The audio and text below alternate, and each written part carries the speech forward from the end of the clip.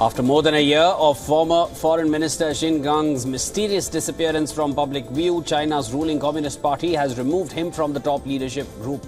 After a twice-a-decade conclave in Beijing, official news agencies stated that the party's elite Central Committee accepted Qin's resignation from the body. After only 7 months on the job, President Xi Jinping's chosen foreign minister was ousted in July of last year and his predecessor, Wang Yi, took over the position. Qin Gang lost his protection from criminal prosecution in February when he resigned from the country's highest legislative body.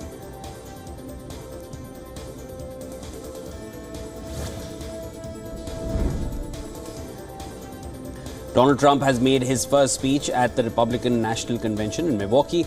Following Saturday's assassination attempt, the Republican presidential candidate also formally accepted the nomination invite as he was given a hero's welcome on the final day of the convention.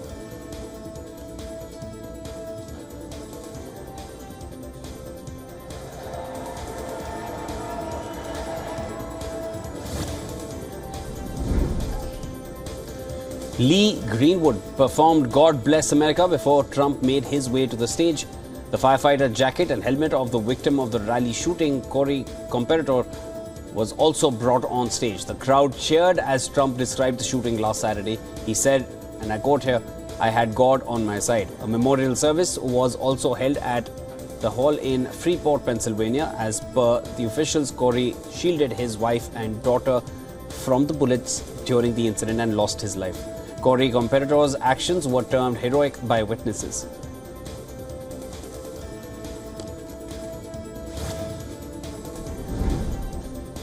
Donald Trump in his speech also spoke about border and immigration issues, saying he will close the border to immigrants and, I quote here, will stop the invasion.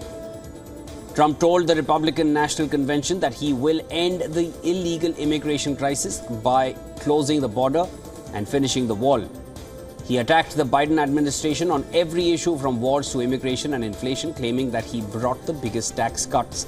Trump also claimed that immigrants are taking jobs from Black and Latino Americans. Addressing his party, Trump urged the delegates to rescue the United States from the failed leadership of President Joe Biden.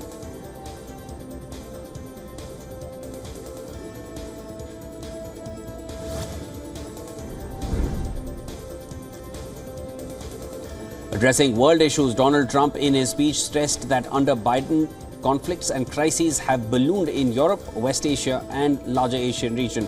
He addressed the present West Asia and Russia-Ukraine wars. He said, and I'm going to quote here, "Our planet is teetering on the verge of World War III. He claimed that he will end the war, which he said would not have happened if he was the president. He also mentioned the attack on Israel and claimed if he was president, the attack would never have happened, as Iran would have had no money.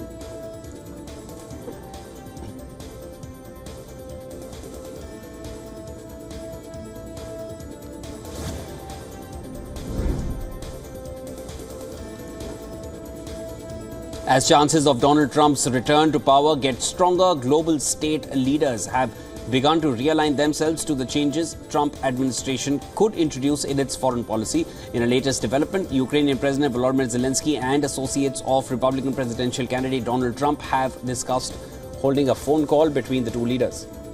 This could mark their first conversation since the former US president left the White House in 2021.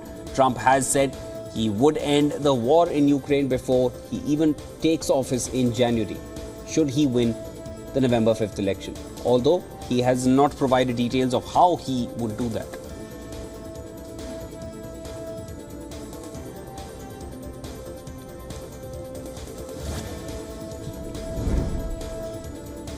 With pressure building on Joe Biden to drop out of the US presidential race, the 81-year-old is said to be taking the matter very seriously. A report has quoted a source familiar with the matter as saying his soul searching is actually happening. Since his shoddy debate performance against former President Donald Trump, Biden has constantly faced pressure from heavyweights in his party to cede his position.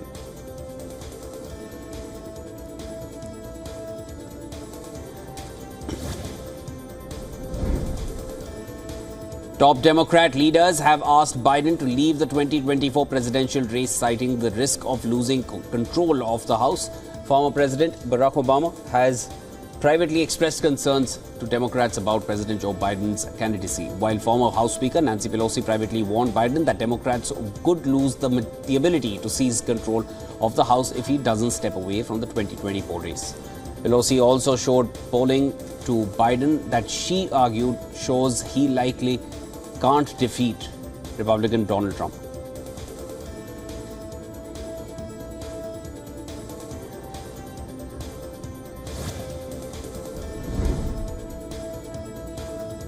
The Israeli capital city of Tel Aviv was rocked by a powerful blast of unknown origin on Friday. The blast left one person dead and two lightly injured. In the meantime, Yemen's Houthis have taken the responsibility for drone attack on an Israeli emergency services spokesperson said that body-bearing injuries caused by shrapnel was found in the building. Israeli military in a statement said that it is investigating a supposed drone attack that did not trigger the air raid sirens.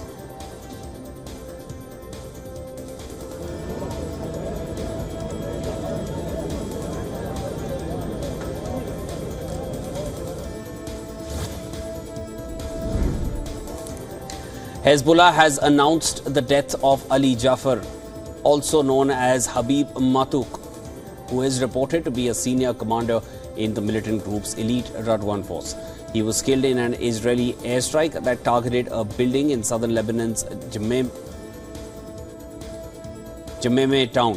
The group, without disclosing his rank or role in the organization, said that Matuk had replaced a Radwan regional unit commander killed by Israel in April. His death brings militant group's death toll since the beginning of the war in Gaza last year to at least 369.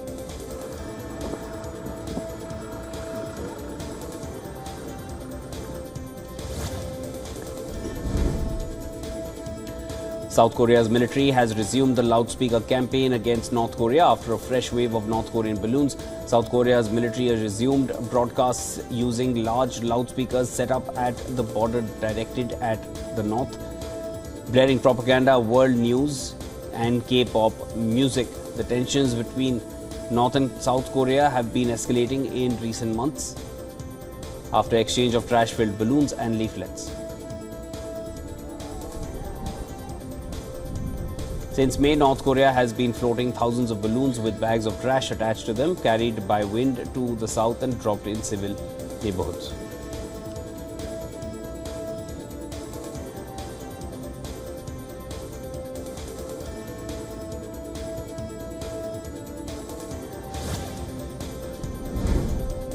United Arab Emirates President Sheikh Mohammed bin Zayed Al Nahyan, in a phone call with Sudan's Army Chief Abdel Fattah al-Burhan, confirmed the UAE's support for initiatives aiming at ending the crisis in Sudan. During the call, Sheikh Mohammed affirmed the UAE's keenness to support all solutions and initiatives aimed at halting escalation and ending the crisis. It was the first public communication between the two leaders since their relations soured last year.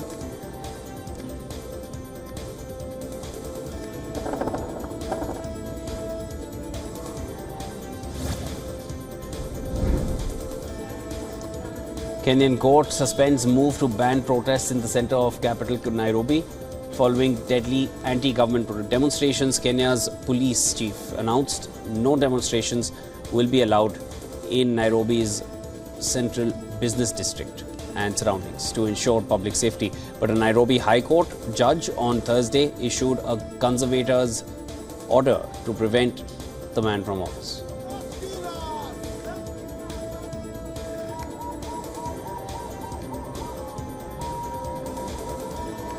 Pending a final ruling on the case, the court said it will hold another hearing on 29th of July.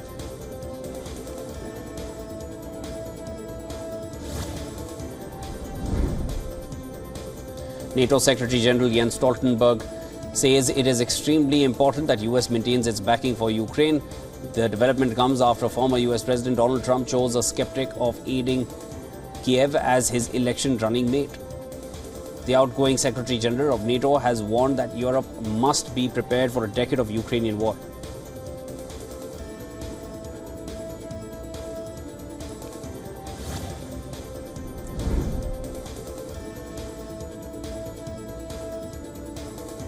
The death toll in Chandigarh-Dibrugarh Express derailment has risen to 3 passengers as 33 others remained injured.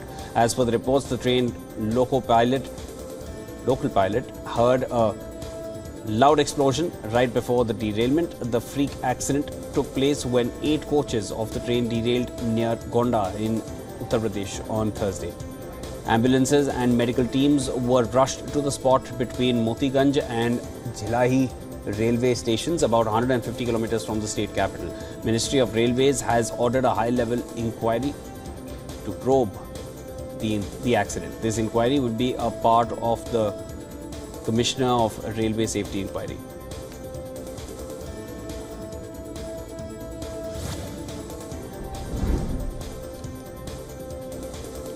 Death toll in Bangladesh touches 39 amid escalating students' protests over job quotas. Protesters torch country's broadcaster a day after Prime Minister Sheikh Hasina appeared on the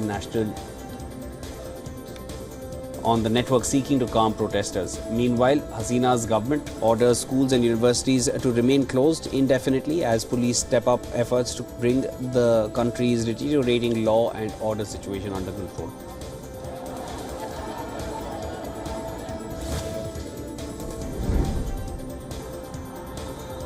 Bangladesh shuts down mobile internet for security reasons amid student protests. Mobile data services in Dhaka and its surrounding neighboring neighborhoods have been severely disrupted for over 24 hours, hampering access to social media platforms. Students have been protesting for weeks against a quota system in government jobs. They allege it favors allies of the ruling party, Awami League.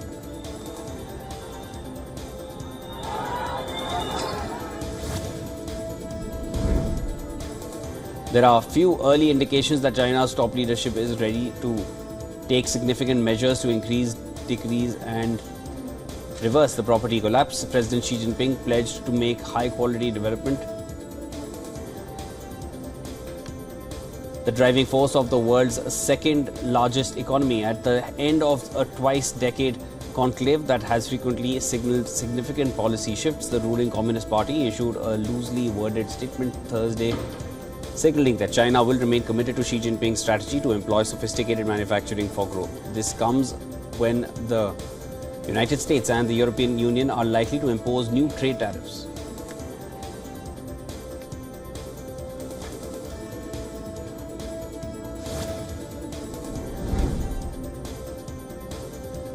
In May, as diplomatic tensions between the world's two biggest economies remained high, Chinese investors sold a historic quantity of US assets, including bonds and stocks.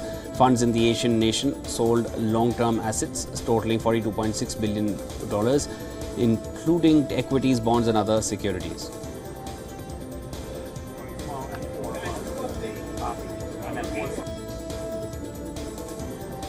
$1 billion worth of US assets were sold between January and May of this year. More than half of the sales were of treasures, followed by agency debt and stocks. Given the unpredictability of the US presidential election, Chinese investors likely liquidated US securities to hedge their bets.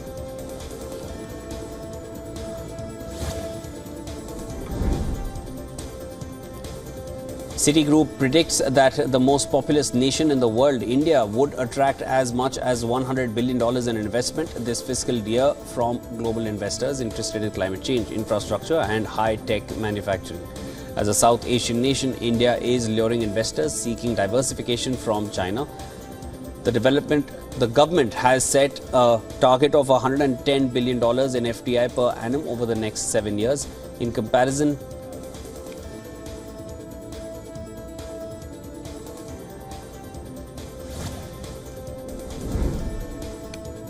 despite mounting concerns about the state of the labor market, US central bankers are prepared to lower interest rates in September on the expectation that prices will stabilize.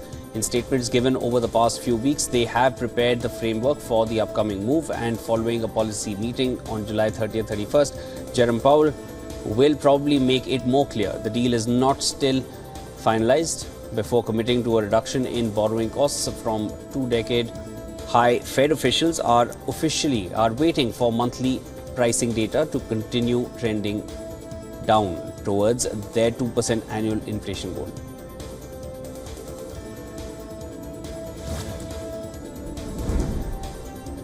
India's leading cryptocurrency exchange, WazirX, has experienced a major security breach. The result of the hack, over $230 million have been withdrawn by hackers. WazirX has confirmed the breach on social media and is actively investigating the situation.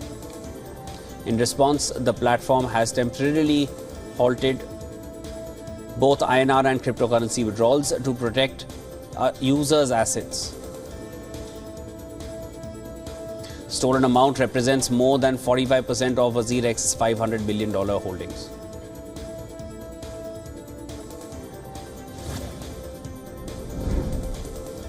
In Ukraine, IT startups are developing AI systems to operate a large fleet of drones to counteract Russian signal jamming. The AI-enabled drones are designed to work together in groups known as swarms. The AI drones focus on target identification, terrain mapping, and advanced programs that allow drones to operate together. The drones can make quick decisions, with humans only needing to approve their automated strikes.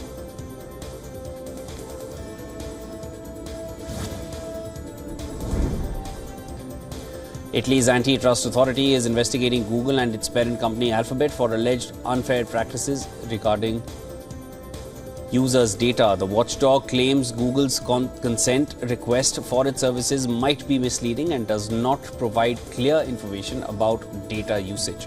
It has suggested that Google pressurizes users into agreeing to combine data use across its services like YouTube and Gmail. Violations of consumer rights in Italy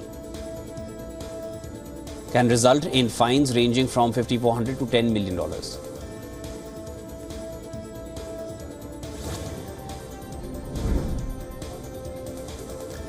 UK could be set to implement a new test to speed up the diagnosis of attention deficit hyperactivity disorder, or ADHD.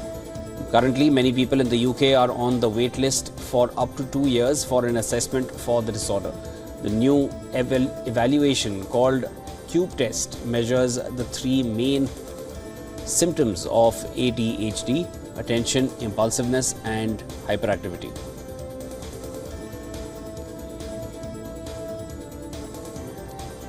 This new method